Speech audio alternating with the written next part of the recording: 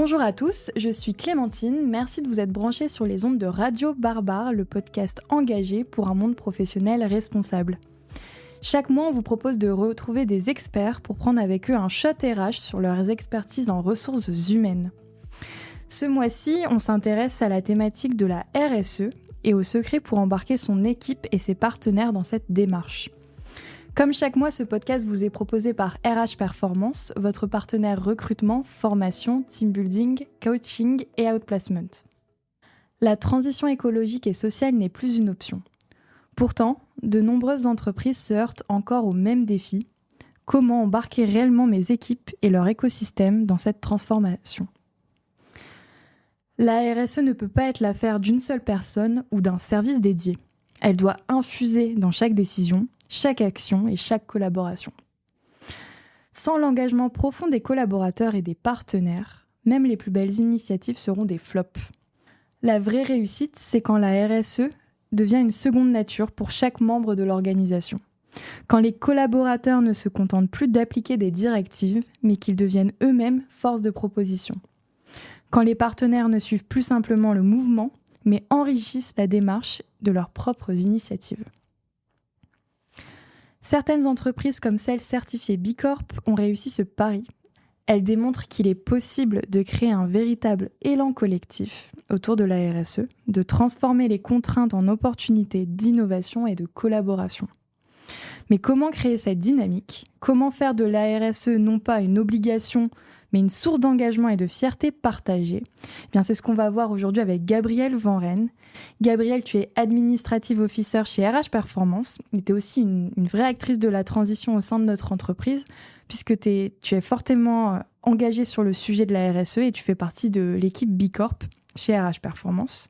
Tu nous éclaires aujourd'hui sur les manières d'embarquer les collaborateurs dans la RSE, mais aussi les partenaires et les clients. Gabrielle, j'ai une première question pour toi. Comme évoqué précédemment, tu es chef de projet dans l'équipe interne dédiée à B Corp chez RH Performance. Et quels ont été tes premiers défis ? Quels ont été les premiers défis que tu as rencontrés en tant que chef de projet dans cette équipe B Corp ? Alors, mes premiers défis, moi j'ai intégré l'équipe B Corp en interne en 2021, il me semble, au moment où on préparait la première recertification B Corp.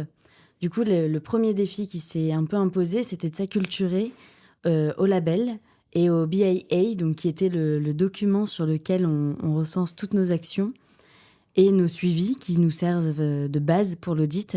Ça, c'était vraiment un gros pavé de premier défi. Et après, moi, au fur et à mesure, je me suis centrée sur l'axe environnemental. Donc, les défis, il y en a eu pas mal. Le bilan carbone, déjà, j'y connaissais rien. Il a fallu qu'on s'y mette et qu'on compte. Et l'embarquement des collabs, les défis de mobilité, l'acculturation au changement climatique. Enfin, il y avait beaucoup de défis, beaucoup de premières fois. Merci pour cette première question. Donc, tu l'as dit précédemment, mais RH Performance a obtenu sa recertification B Corp en 2022. Concrètement, comment vous avez réussi à transformer des valeurs RSE en actions quotidiennes, et ce, en impliquant tous les collaborateurs ? Le secret, moi, j'ai envie de te partager, c'est la collaboration. C'est vraiment dans l'équipe projet en interne chez RH. Alors, on réfléchit, on initie, on provoque un peu l'opportunité. Mais vraiment, le plus important, c'est que chacun en ait envie. En fait, on ne peut pas passer à l'action sans ça, et donner envie de se mettre en mouvement pour la planète, ça se travaille en fait. Chez RH Performance, du coup, on a retravaillé nos fiches de poste.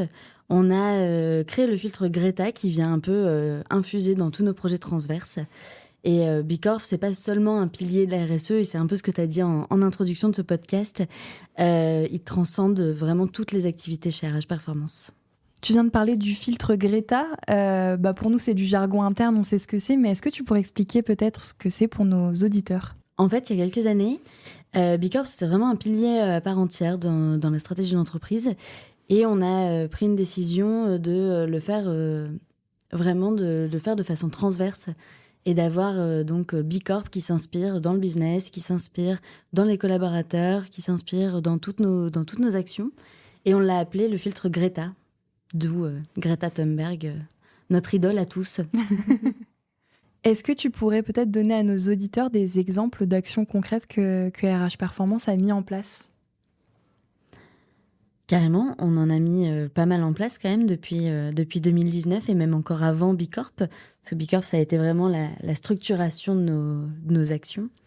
Mais on a par exemple le mécénat de compétences où on alloue des heures de notre temps de travail à des personnes éloignées de l'emploi. On donne 1% de notre chiffre d'affaires pour la planète, en tout cas pour des associations locales et nationales.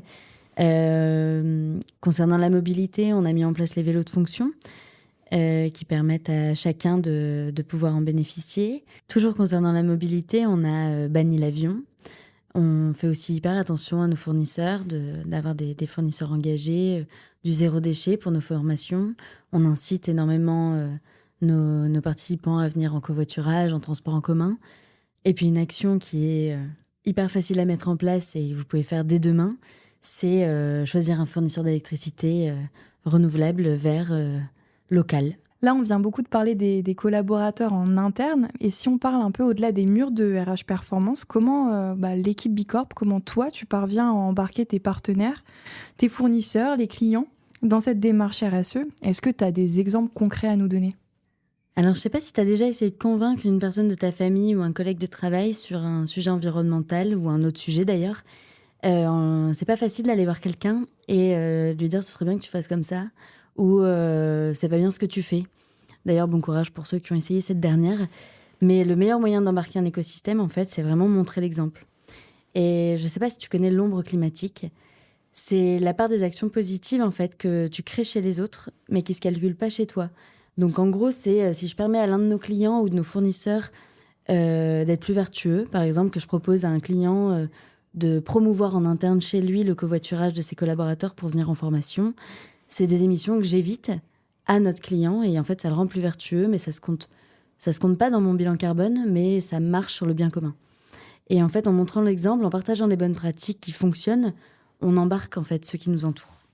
Tu viens de dire qu'en partageant les bonnes pratiques qui fonctionnent, on embarque ceux qui nous entourent. Est-ce que RH Performance a réussi, elle, à embarquer ceux qui les entouraient?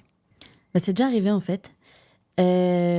On a fait déplacer une convention d'un réseau de chefs d'entreprise qui devait se situer à l'autre bout de l'Europe.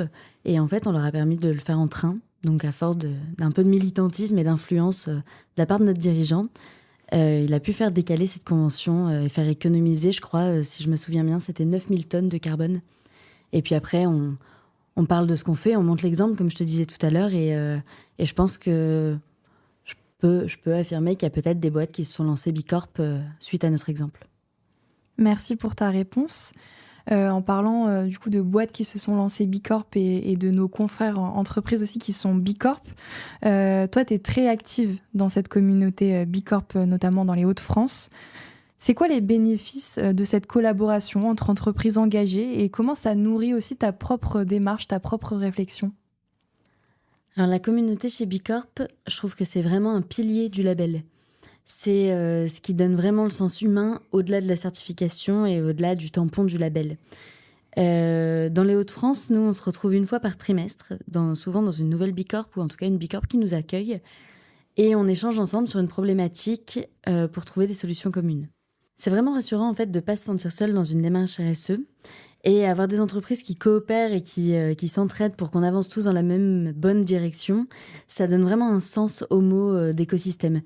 Donc c'est vraiment qualitatif et c'est vraiment indispensable. Et pour moi, et là c'est un petit peu plus personnel, mais moi ces rencontres-là, elles agissent comme un boost d'énergie pour rien lâcher parce que en fait c'est quand même un challenge de longue haleine. Et il faut savoir tenir la distance sans se cramer. Donc, c'est un peu la petite phrase de « seul, on va plus vite, mais ensemble, on va plus loin ». Et chez Bicorp, ce « ensemble », il est vraiment présent. Gabrielle, j'ai une dernière question à te poser pour conclure ce podcast. Si tu devais donner 3 conseils à une entreprise qui souhaite démarrer une stratégie RSE et embarquer ses collaborateurs dans cette dynamique, quels seraient ces 3 conseils? 3 conseils. Le premier, ce serait de savoir où on en est. En fait, on met beaucoup de choses en place, on fait beaucoup de choses déjà. Et peut-être que mon premier conseil, ce serait de prendre un peu de temps et de regarder un peu en arrière et de savoir d'où on part parce que souvent, on part jamais de zéro. Et la RSE, c'est pas une feuille blanche. Souvent, on a déjà 1, 2, 3 actions qui ont déjà commencé à être mises en place. Donc, savoir où on en est, c'est bien pour commencer. Mon deuxième conseil, ce serait vraiment de créer un collectif. Et ce que je disais tout à l'heure, de ne pas être tout seul, d'embarquer ses collaborateurs, embarquer ses fournisseurs, ça demande un petit peu de temps au début et puis ensuite, ça va tellement plus vite. Et mon troisième conseil, ce serait montrer l'exemple. Il faut en parler. Vous faites des choses bien, il faut le dire, il faut en parler au monde entier. Vous ne savez pas toute l'influence positive que vous allez générer. Merci pour ces 3 conseils et merci pour ton temps accordé lors de ce podcast. C'était un plaisir de discuter avec toi.